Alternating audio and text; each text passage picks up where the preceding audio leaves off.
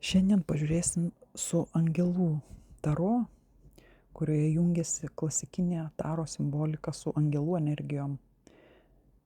Pasirinkite pirma, antra ar trečia korta, atsakys į jūsų klausimą. Pirma, kokia dabar mano vidinė užduotis, misija, ką reikia pastebėti viduje, kad realizuoti. Ši žinutė yra vidinio veikimo drąsa, kūrybinė galia, atsistoti į savo stipresnės pozicijas, pasitikėti intuiciją, nebijot būt matomų, paleisti dvejonės. Jei pasirinkote antrą,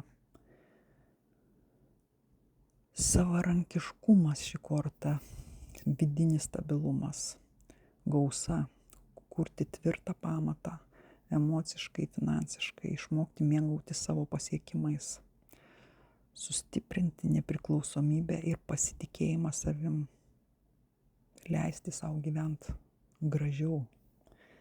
Jei pasirinkote trečią,